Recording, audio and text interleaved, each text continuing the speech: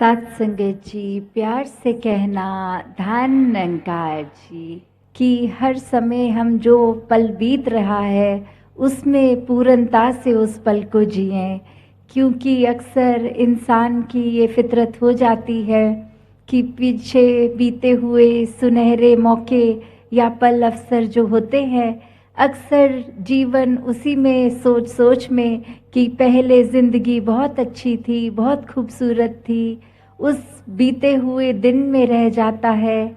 या फिर इंसान आने वाले कल में वो कल्पना एक मन में लेकर कि आने वाले कल में इस जीवन में से ये कार्य करना है या कोई एक इस उपाधि पे पहुंचना है, तो ये बीते हुए कल या आने वाले कल से उठ के आज में रहने की बात संत सिखाते हैं। क्योंकि ये पल, ये श्वासें, ये तो बीतती ही जा रही हैं। जैसे जैसे हम जीवन के एक ये अपनी रवानगी से चल रहा है और कैसे कैसे जो अभी पल है वो अगले पल ही एक भूत का पल बन गया, पिछला पल बन गया।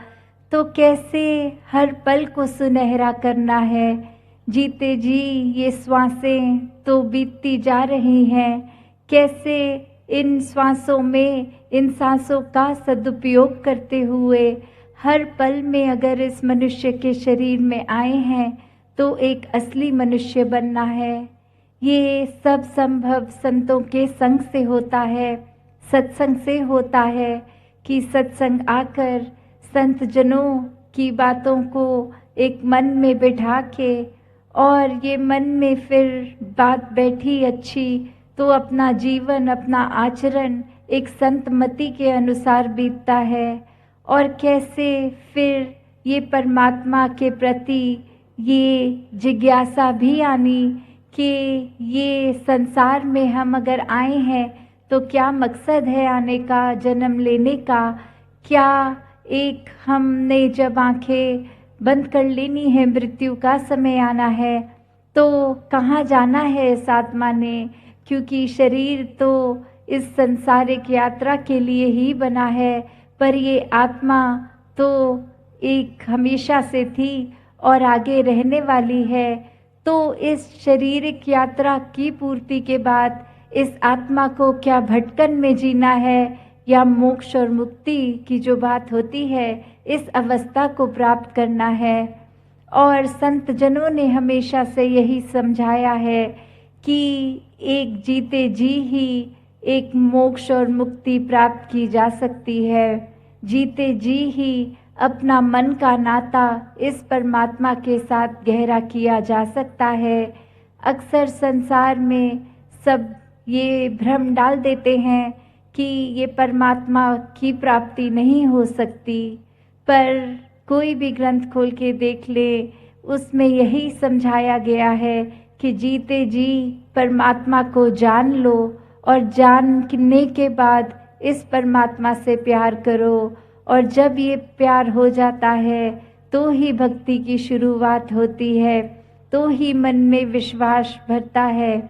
और ये भाव कि एक डर के मात्र से भक्ति नहीं करनी कि अगर परमात्मा में आस्था या विश्वास नहीं रखेंगे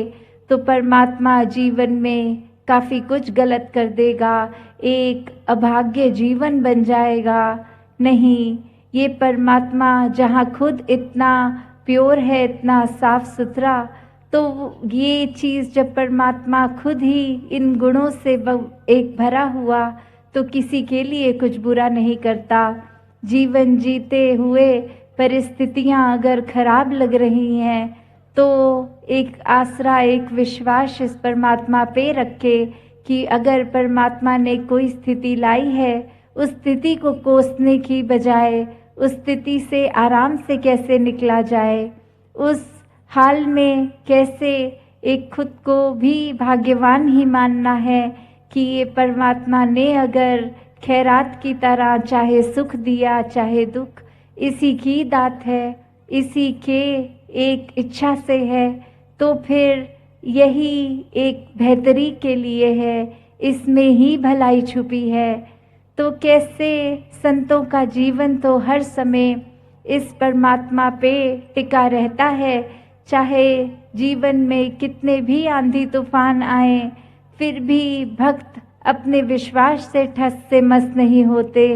क्योंकि ये डर के कारण नहीं जुड़े, ये किसी एक आर्थिक उपलब्धि के कारण परमात्मा से नहीं जुड़े, ये बात का डर नहीं कि भक्ति ना करेंगे तो आराम नहीं मिलेगा, पैसा नहीं मिलेगा। नहीं, भक्त तो भगवान से प्यार ही भगवान के लिए करते हैं, और ये उपज ही प्यार की है, डर की नहीं। तो कैसे हमें अपने जीवन में जहाँ ये मकसद कि इस परमात्मा की प्राप्ति को, ये सबसे पहले जो इंसान का एक कर्म बनता है कि इंसानी जीवन में आए हैं तो खाना पीना, परिवार की देखभाल, ये सब तो चलता ही रहता है। इसके अंदर खोकर कहीं परमात्मा को ना भूल जाएं, परमात्मा के प्रति जिज्ञासा रख के इसकी जानकारी लेके तो वाकई ही एहसास होता है कि अभी तक जो घर का पालन पोषण, एक जिम्मेवारियों को हम कार्य की तरह कर रहे थे, वो भी किस प्रकार एक संतों की सेवा बन जाती है। हमारा हर पल एक सेवामय बीत जाता है। सत्संग आके संतों के साथ रह के संत स्वभाव बनता है। कैसे एक सुमिरन के प्रति ये लगन अपने आप ही बन जाती है, क्योंकि जब इस दातार, इस निराकार, इस परमात्मा से प्यार हो गया तो मन इसी में हमेशा लगा रहता है। चाहे काम कुछ भी कर रहे हों, एक ध्यान इस परमात्मा में लगा रहता है, और इसी प्रकार ये आनंद की अवस्था जीवन में आ जाती है, जो सुख और दुख से ऊपर एक इंसान को जीने का तरीका आ जाता है कि ये सुख ने भी कुछ देर ही ठहरना है, दुख ने भी कुछ देर ही ठहरना है। तो इसके रंग संसारिक ना लेते हुए सिर्फ सच्चा रंग इस परमात्मा का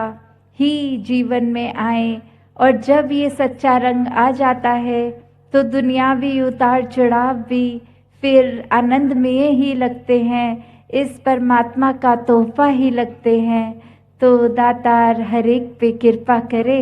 कि अपने आप को इस निराकार से जोड़ के रखें हर समय, और सेवा करते चले जाएं, सुमिरन करते जाएं, सत्संग भी अधिक से अधिक करें, ताकि एक जीवन जहाँ बहुत आराम से निकल जाए, वहीं इस परमात्मा की पहचान हो गई तो हमें अपनी आत्मा की असली पहचान हो गई कि ये इस परमात्मा का ही अंग है और मृत्यु के बाद भी इसमें जाना है। फिर भटकन नहीं होती, मोक्ष ही होता है मृत्यु होने पर। तो आगे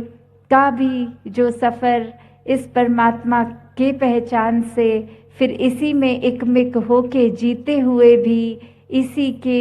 अंदर ही जब श्वास बंद हो जाए तो हर एक ने अपने जीवन को हमेशा